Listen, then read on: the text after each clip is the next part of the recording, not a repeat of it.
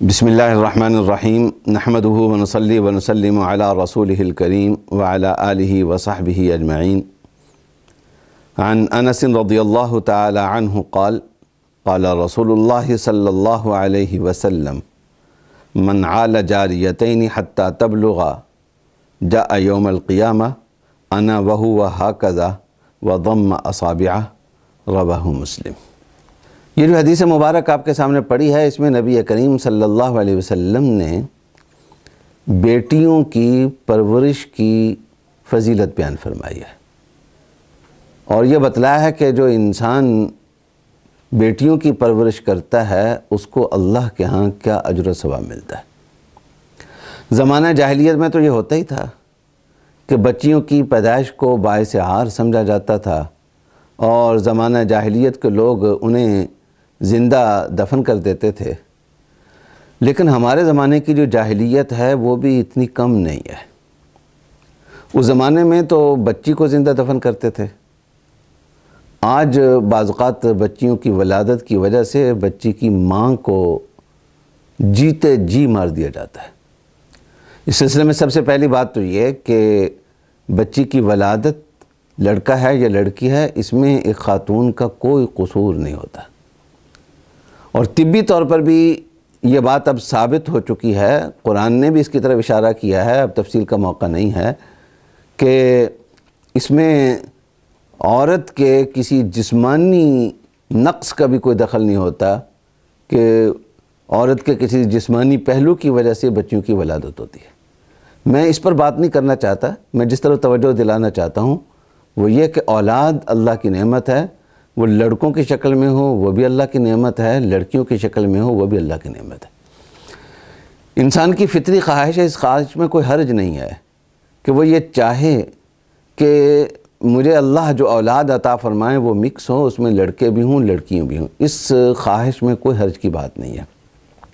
اور طبی طور پر اگر اس کا کوئی ذریعہ ممکن ہو اس کو اختیار کرنے میں بھی کوئی حرج کی بات نہیں ہے۔ لیکن بچی کو باعث عار سمجھنا یا بوجھ سمجھنا یہ ایک زمانہ جاہلیت کا تصور ہے جو ابھی تک ہندوؤں کے ساتھ رہنے کی وجہ سے ہمارے اندر موجود ہے۔ میں اس حوالے سے سرور دو عالم حضور اقدس صلی اللہ علیہ وسلم کی صرف 2-3 حدیثیں پیش کرنا چاہتا ہوں۔ ام المومنین حضرت عائشہ رضی اللہ تعالیٰ عنہ فرماتی ہیں کہ ایک خاتون میرے پاس مانگنے کے لیے آئی، اس کے ساتھ اس کی 2 بیٹیاں تھیں چھوٹی چھوٹی، وہ بھی بھوکی تھی بیٹیاں بھی بھوکی تھیں۔ میں نے گھر میں دیکھا کہ اس کو کھانے کو کچھ دوں تو ایک کھجور کے علاوہ گھر میں تھا ہی کچھ نہیں، وہ کھجور اٹھا کر میں نے دے دی۔ آخر صدیق کی بیٹی ہیں، جس طرح صدیق سب کچھ لے کر رسول اللہ صلی اللہ علیہ وسلم کے پاس حاضر ہو گئے تھے، صدیق کی بیٹی نے بھی گھر میں جو دیکھا جو ملا کھانے کی چیز ملی وہ سارا کا سارا اٹھا کر کل سرمایہ کھانے کے لیے ایک کھجور تھی وہ کھجور اٹھا کر اسے دے دی۔ اس خاتون نے یہ کیا کہ اس کھجور کے 3 ٹکڑے کرنے کے بجائے 2 ٹکڑے کیے، ایک ٹکڑا ایک بچی کو کھلا دیا، دوسرا ٹکڑا دوسری بچی کو کھلا دیا۔ یہ بڑا عجیب منظر تھا، رقت آمیز منظر تھا۔ رسول اللہ صلی اللہ علیہ وسلم گھر تشریف لائے تو ام المومنین نے آپ سے اس کا ذکر کیا تو رسول اللہ صلی اللہ علیہ وسلم نے فرمایا کہ بات صرف اس خاتون کی نہیں ہے، ایک عمومی اصول سن لو کہ اللہ ان بچیوں کے ذریعے جس آدمی کا امتحان لیں، یہ امتحان یہ نعمت بھی ہیں آزمائش بھی ہیں اللہ کی، اور اللہ کی اس آزمائش پہ پورا اترے اس طریقے سے کہ فَأَحْسَنَ إِلَيْهِنَّ، صرف یہ نہیں کہ ان کو پالے بلکہ ان کے ساتھ اچھا برتاؤ کرے۔ تو رسول اللہ صلی اللہ علیہ وسلم نے فرمایا کہ یہ گناہگار بھی ہوا تب بھی اس کی یہ بچیاں اس کے اور دوزخ کے درمیان میں کھڑی ہو جائیں گی، آڑ بن جائیں گی، دیوار بن جائیں گی، یہ گناہگار ہونے کے باوجود دوزخ میں نہیں جا سکے گا۔ حضرت انس رضی اللہ تعالیٰ عنہ ارشاد فرماتے ہیں کہ رسول اللہ صلی اللہ علیہ وسلم نے ارشاد فرمایا کہ جس آدمی نے 2 بچیوں کی پرورش کی، وہ اپنی بچیاں بھی ہو سکتی ہیں، وہ بھتیجیاں بھی ہو سکتی ہیں، وہ بھانجیاں بھی ہو سکتی ہیں، وہ کسی غریب کی بچیاں بھی ہو سکتی ہیں، وہ کوئی یتیم بچیاں بھی ہو سکتی ہیں، جس شخص نے 2 بچیوں کی پرورش کی یہاں تک کہ وہ بڑی ہو گئیں، اپنے اپنے گھروں کو چلی گئیں، فرمایا کہ قیامت کے دن بچیوں کی پرورش کرنے والا یہ شخص اور میں اس طریقے سے ایک دوسرے کے قریب ہوں گے جس طرح سے یہ 2 انگلیاں ایک دوسرے کے قریب ہیں۔ رسول اللہ صلی اللہ علیہ وسلم نے اپنا قرب بتانے کے لیے احادیث مبارکہ میں اپنی ان 2 انگلیوں سے اشارہ کیا، بعض جگہوں پر آپ نے فاصلہ رکھ کر اشارہ کیا اور بعض جگہوں پر انگلیاں ملا کر اشارہ کیا۔ یہاں لفظ آ رہے ہیں وَضَمَّ أَصَابِعَ، اپنی انگلیاں ملا کر اشارہ کیا، اس طریقے سے قریب نہیں ہوں گے بلکہ اس طریقے سے ایک دوسرے کے قریب ہوں گے۔ اور میں نے احادیث مبارکوں کو بہت چھانا،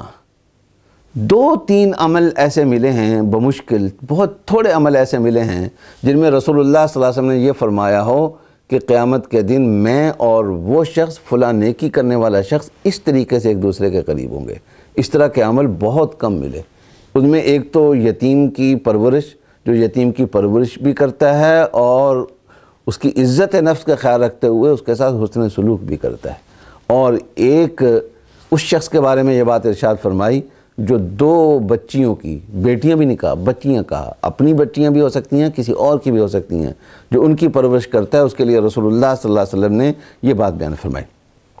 حضرت عبداللہ بن عباس رضی اللہ تعالیٰ عنہ ایک بات نقل فرماتے ہیں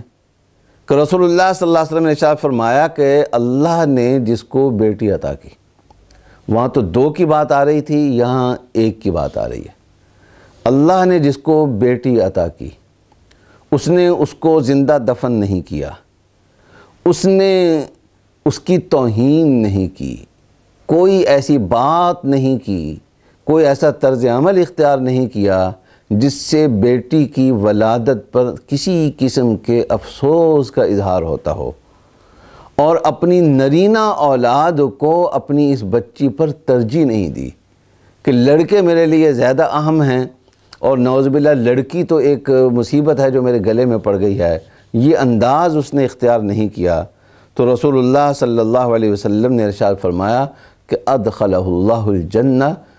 اس ایک لڑکی کی وجہ سے، ایک بیٹی کی وجہ سے اللہ جل جلالہ اس کو جنت میں داخل کر دے گا۔ اس لیے ہمیشہ یہ ذہن میں رکھنا چاہیے کہ بچیاں اللہ کی نعمت بھی ہیں، اللہ کی رحمت بھی ہیں، وہ اپنا نصیب اپنے ساتھ لے کر آتی ہیں۔